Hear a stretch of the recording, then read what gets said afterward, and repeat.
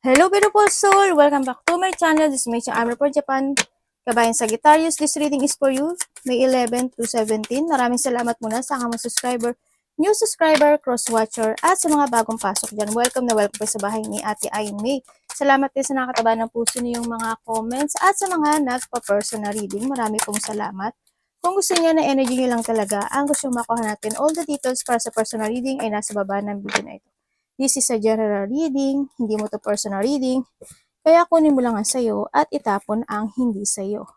Maaring vice versa, energy mo, energy ng person mo, o energy ng malapit sa puso mo. Nangyayari, or mangyayari pala. Use your own intuition, lawakan natin ang ating isipan, kayo pa rin na makapagpapabago ng buhay nyo, gawin nyo lang itong guide. Okay? May mga manifestation na magkaroon ng pagbabago sa buhay mo, no? Kumbaga, nagkakaroon kasi na stuck, no, sa mga hinihiling mo this time. Pero nasa sayo daw yun eh. Kumbaga, you have a choices in life na kailangan mong i-let go yung mga bagay o sitwasyon. Tanda mo, the choices is always available. Isa sa sayo, no? May mga bagay o sitwasyon na kailangan mo ng desisyonan. Kailangan mo i-change. This is a time to transform. May mga sitwasyon na kailangan mo ibalik yung dating ikaw o kailangan mo na mag-aksyon syempre dito. Huwag ka lang mag-manifest na wala ka namang ginagawang aksyon. 'Di ba? Kasi frustration lang 'to kasi there's a frustration na situation. May mga frustration situation na ako nakikita sa iyo. Kumbaga, you're being stuck, trapped in a situation, no? And this is the time na kailangan mo nang maging aware. You need to learn from the past, or may mga sitwasyon na need to let go, no? Or transform. Okay. So, nakikita ko sa iyo dito, meron tayo Sagittarius, Libra, Leo, and Pisces. Siguro iba sa inyo, there's a new beginning coming in, or maaring iba sa inyo is may mga papuri, no? Maaring may mga papuri when it comes to an achievement, or may mga kasiyahan, o kaya andito yung situation na papuri when it comes to a child. Ganyan, maaring sa anak mo, or mga bagong newborn baby, o may mga manganganak, o may mga bagong member of the family, o may mga achievement, kumbaga. Sa iba ganun. Nakikita ko sa'yo is more, may mga feeling emotions. Siyempre, handito yung sitwasyon, yung feeling emotions. Siguro may mga sitwasyon na nagkakaroon ng reflection sa'yo kasi nandito siya, Nagkakaroon ng reflection from the past situation, maaring ganun, na maaring may mga dinidesire ka na you want to take it action, pero siguro also illusioning, ganyan. Kaso, hindi yung emotions na yun, no? So, nakikita ko sa'yo dito. And siguro this is the time na rin na a new beginning in your life. So, nakita ko, kailangan mo ngayon is panindigan. Kailangan mong manindigan sa mga i-main concern mo this time. Ilabalik mo yung confident mo, or alamin mo kung ano yung pufokusan mo. Also, this is a self-vitality, no? So, nakikita ko dito, you need to focus. Kasi nahahata ka ng nakaraan o nahahata ka ng situation mo So, nakikita ko dito no? Kumbaga, paano mo ma-achieve si wish come true mo? Paano mo ma-achieve yung mga gusto mo maganap o mangyari sa buhay mo kung hindi ka makaka-focus? Diba? Pero nasa sa'yo to. No? And also, this is a transformation. Start to transform. No? Kumbaga, namamagnet ka ng nakaraan, namamagnet ka ng situation sa iba sa inyo. Kailangan mo is manindigan at mag-aksyon sa iyong mga desire. Nagkakaroon ka kasi ng competition when it comes to going forward, or sa pabalik dito. Kayo na mag-adjust sa English ko, alam niyo naman nabubita ako. Yun na nakikita ko sa iyo. Mag-trust ka sa intuition mo. Siguro, andun din yung reflection. Trust to your intuition, to your instinct, and also reflection from the past. Siguro, iba dito is, may mga moods ka minsan, siguro, no? Siguro ganun ka. May mga point ng buhay mo na namumudi-moody ka.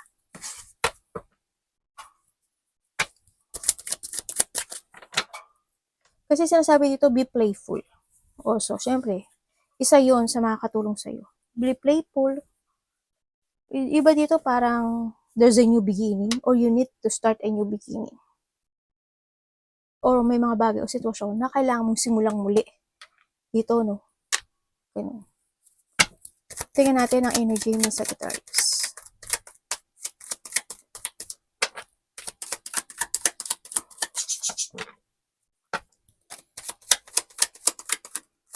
may paglipat, ano. Sa iba dito siguro may mga paglipat. Hindi ko alam in what way. Siguro pang umaga ka, going toward to a night shift ka, pang umaga ka, ganyan. Or kaya paglipat ng mga section 1, section 2, mga ganyan. Kasi may paglipat sa buhay.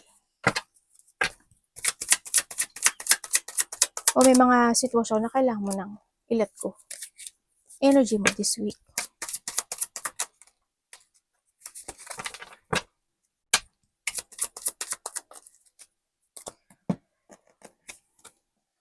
Okay. Ang energy mo, is waiting for your new direction or new destination. Kumbaga, andun ka sa sitwasyon mo na you try to make it balance o babalansehin mo yung mga bagay o sitwasyon mo this week, no? Sa nakita ko dito. May mga paghihintay rin na gusto mo na magbabago ang destination mo, ang cycle ng buhay mo this week. Kumbaga, hindi yung manifestation mo, no? Sa nakikita ko dito.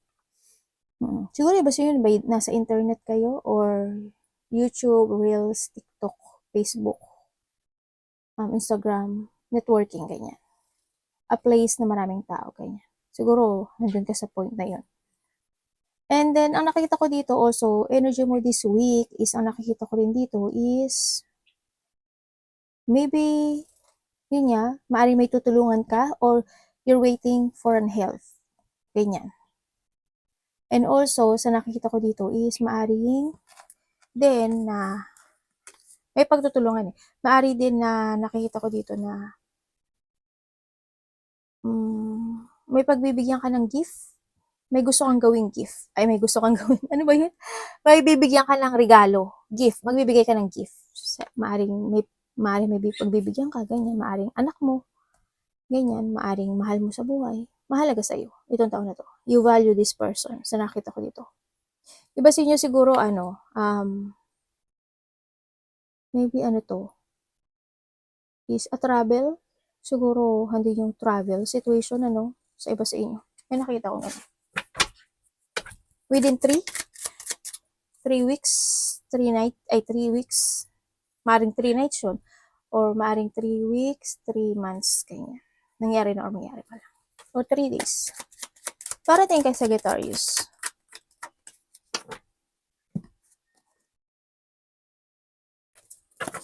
Hinihintay mo. Parang may hinihintay ka. Palagi ka may hinihintay. Ano ko pa sinasabi hindi ba? Ay, sorry. Pero ito parating sa kanya. Okay. Parating sa'yo,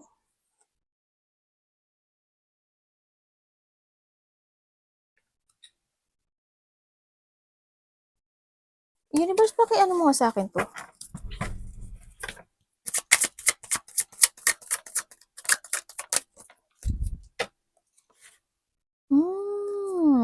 Okay.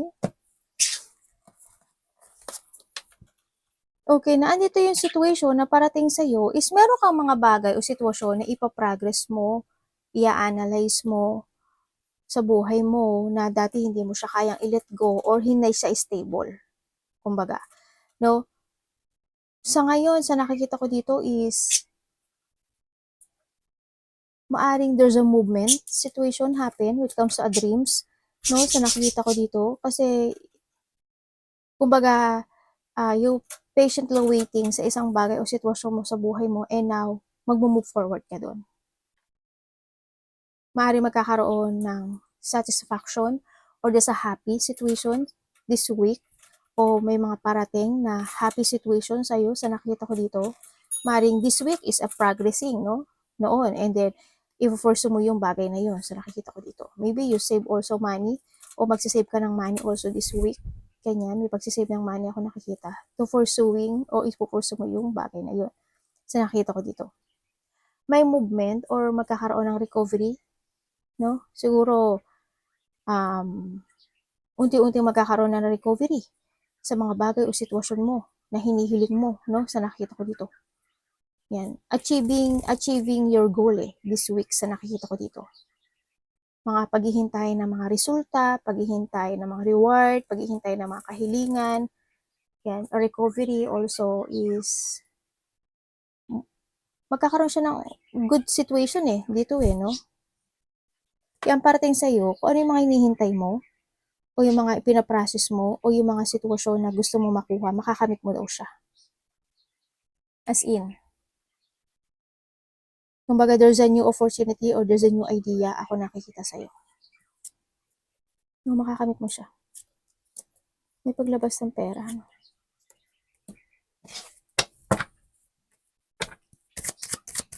And also, sa nakikita ko dito,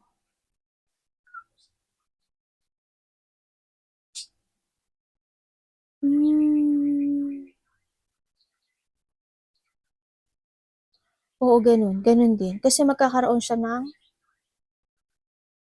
yung iba dito is meron kayong kina-admire this time no? Siguro by food, no? Sa nakikita ko dito, siguro may mga kinahili ka kayong kainin, ganyan, sa iba sa inyo. Or may tao dito na kailangan ng self-care at kailangan niyang mag-change ng um, mag-exchange na pagkain. Siguro mag-veggie na lang siya, maging vegan o mga vegetable. Mas damihan niya pang kumain ng vegetable, ano, if ever, dito. Ano dapat iwasan ni Sagittarius?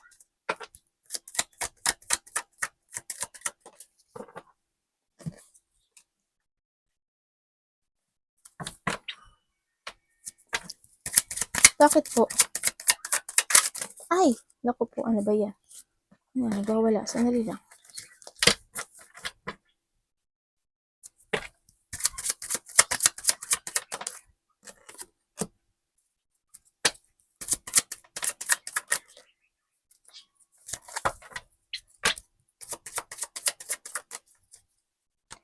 Dapat mong iwasan. Okay, thank you.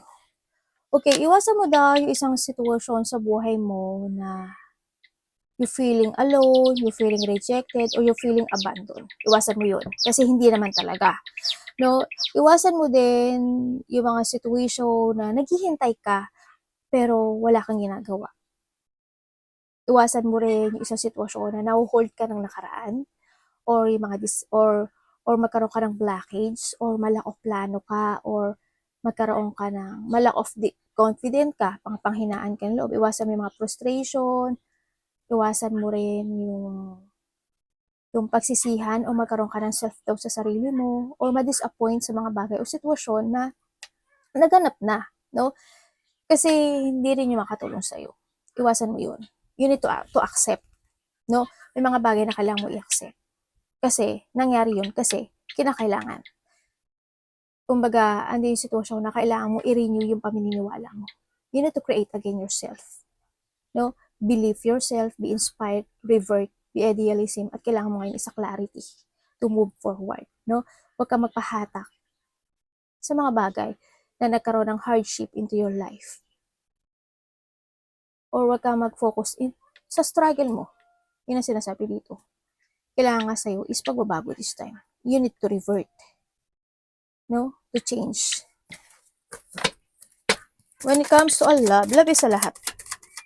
Kailangan i-acceptance dito. May problema kayo sa pera?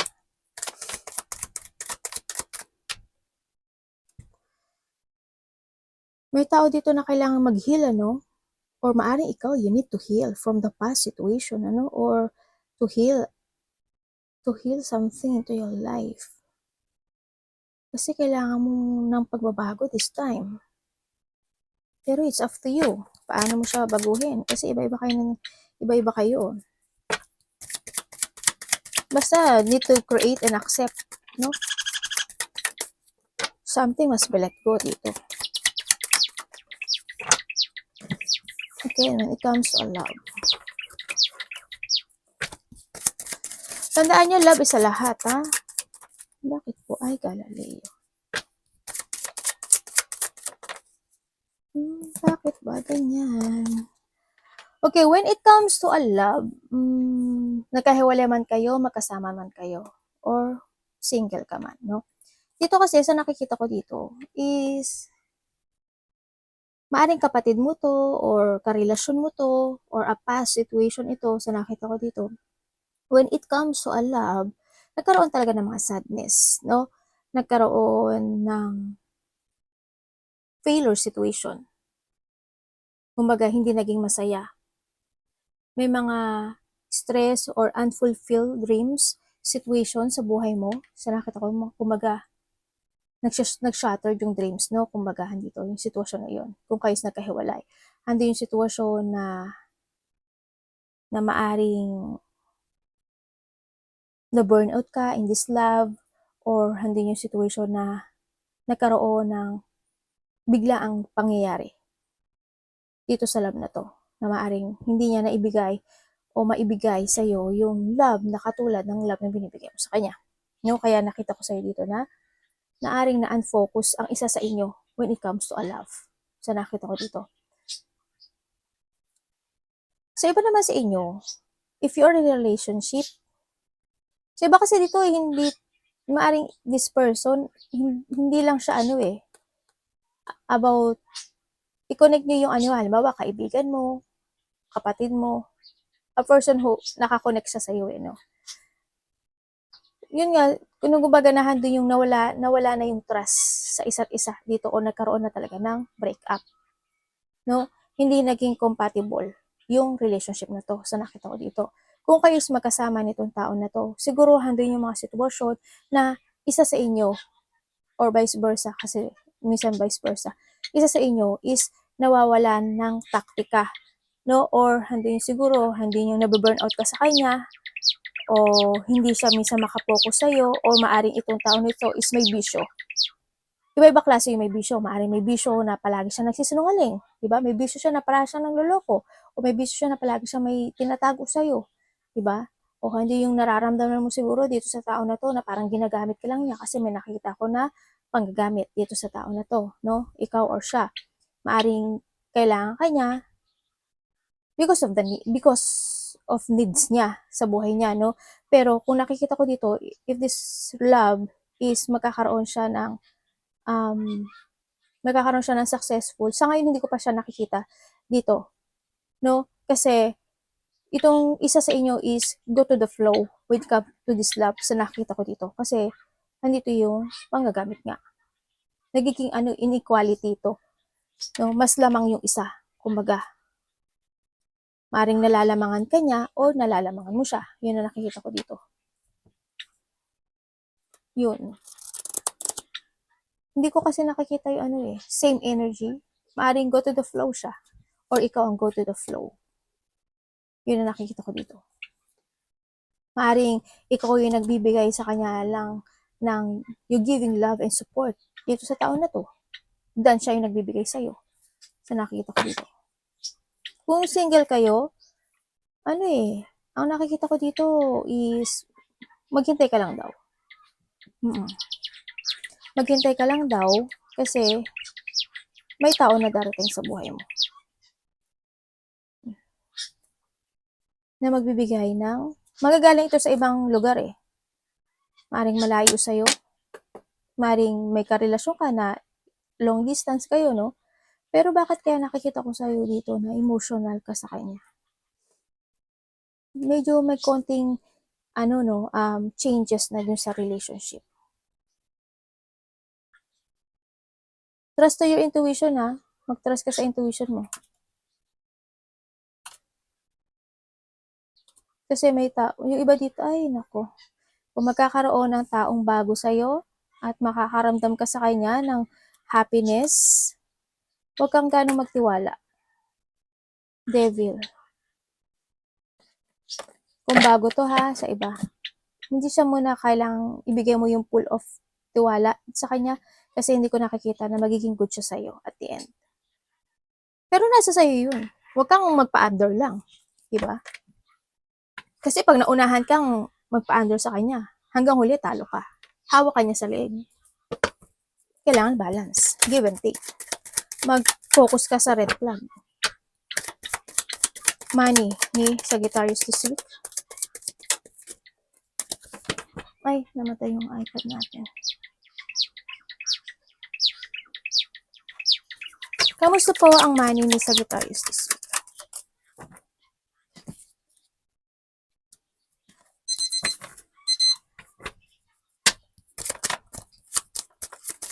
Ano po to, universe? Sa ngayon, nakikita ko sa'yo, inspired ka sa ginagawa mo, no? Sa nakikita ko dito. Kumbaga, you have a new direction into your life. Sa nakikita ko dito, when it comes to money. Kumbaga, may mga nagkakaroon, or you're starting a new mental health this time. Kumbaga, andito na yung maaring you napafind mo at umaasa ka na, handun yung pag-asa, no? Na makakamit mo yung mga bagay o sitwasyon mo when it comes to money, na mag-growth siya. Sa nakita ko, kasi in the past, as in, nagkaroon ng mga dipon, naging masyadong mahirap sa'yo yung money, no? Sa nakikita ko sa'yo dito, hindi yung binibigay mo naman yung lahat ng effort and hard work at nakakommit ka at nakafocus ka naman doon, pero nahirapan ka. In this time, so nakikita ko, magahando yung pain in the past, no? Hando yung pain, hando yung sadness. And this time, nakikita ko naman na there's an ending of a cycle, na maghihirap na yon sa nakita ko sa'yo dito. Kasi this time is, nagkakaroon na ng, maaaring nagkaroon ka ng pag-embodies sa mga lesson mo sa mga nakaraan, no? Kaya nakikita ko sa iyo is a new direction when it comes sa pagpapatakbo ng buhay mo, or maybe you inspired ka lang talaga na sa isang bagay o sitwasyon kasi gusto mo makamit yung bagay na yun, o may mga gusto ka nang makamtan this time when it comes to money. Kumbaga, pagsisimula ito, no, sa iba sa inyo. Pagsisimulang muli na, kumbaga, pagbangon, no, sa nakikita ko dito. Muling pagbangon. Good naman yan sa nakikita ko sa'yo dito. Kasi magkakaroon siya ng konting development when it comes to your money. Bigyan mo pa siya ng hard work and effort at mag-focus ka doon. Meron kang bagay o sitwasyon na minamaster dito, hindi ko alam why, pero may mga pinag-aaralan ka, o maaari may nag-aaral o may mag-aaral muli, or meron kang nire-research, mga ganun, no? Iba sa inyo is nalalack of direction kayo when it comes to if you are in a social media or networking, nalaloss of balance kayo. Kumbaga, nawawala ka, naghahanap ka ng tamang direksyon. Ganyan. Fokusan mo siya ha, kasi sayang.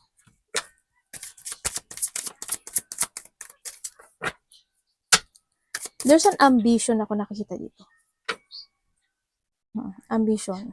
May mga ambition ka na gusto mo makamit. Opportunity. You have the 10-10, no?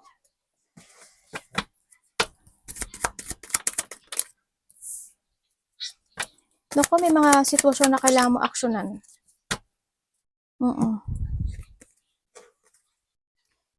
May mga sitwasyon na kailangan mo ng aksyonan para sa iyong stability this time, sa nakikita ko dito. Kasi pag inaksyonan mo to, it will last forever, sa nakikita ko dito.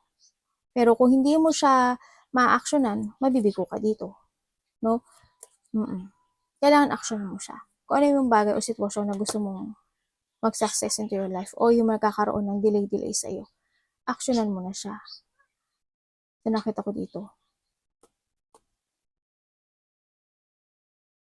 Kailangan sa iyo is, pero nakita ko dito, pero aksyonan mo kasi you need to release your stress. Kailangan ma-find mo yung peace na yun. Kailangan mong mag-action at mag-trust sa intuition mo, kasi magiging maganda yung outcome niya dito sa nakikita ko dito. Pero it's up to you to make it happen, ha? Tandaan mo, ikaw ang baliktad yung ano ko, ikaw makapagsuccess sa buhay mo dito. Kailangan mo lang, you need to keep fighting. Tandaan mo, you are the survivor. Kung ano yung mga paghihirap na pinagdadaanan mo, kailangan mong paglabanan to, sa nakita ko dito. Anak, parang basa yung ni mami, Sinupo mo si mami, baluga ka. Yun, nakita ko dito,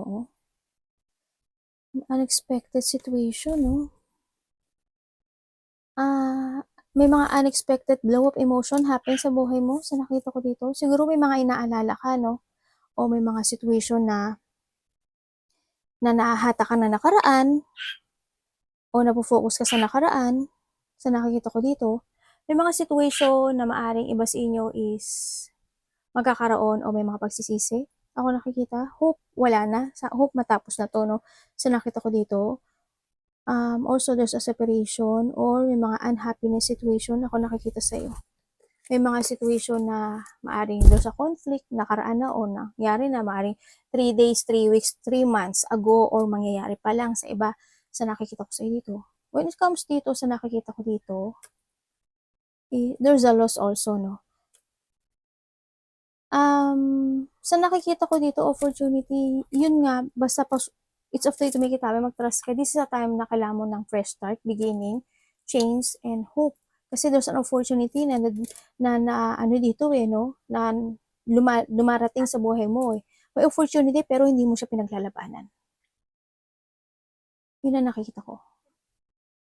Kailangan mong aksyonan. Kasi long-lasting na successful yun.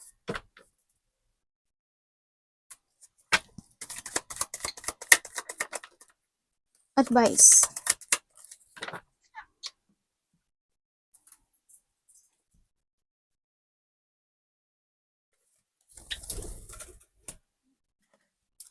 Universe, bakit? Ito. Ano yun?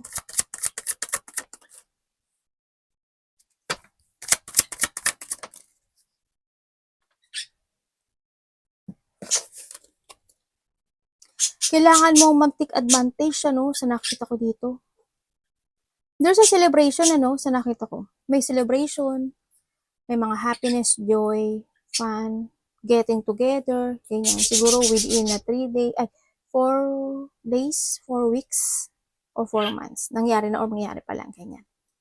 Yun na nakikita ko dito is also family unity, reunion, siguro may makikita-kita, ganyan. Kaibigan mo man yan, kapamilya mo man yan, may mga parties, events, surprises, ganyan. Kumbaga, hindi yung sitwasyon na you will enjoy the fruit of your labor and success this time sa nakita ko. Kumbaga, hindi yung paglaya sa isang sitwasyon. Parang nakita ko na ito in the past. Sa isang sitwasyon mo sa buhay mo. Parang makakahinga ka lang ulit. Oh my God, thank you. Pero, sa iba sa inyo, hindi lahat ng aspeto ng buhay mo, ganun. Kailangan mo daw ngayon is the advice, tandaan mo, the choices is always available, is in yours, no? Kung may mga bagay o sitwasyon na you feeling trapped, nagkakaroon ka ng negative thought or frustration into your life, or may mga sitwasyon na nalilito ka, o may mga sitwasyon na nagkakaroon ka ng self-imprisonment sa sarili mo.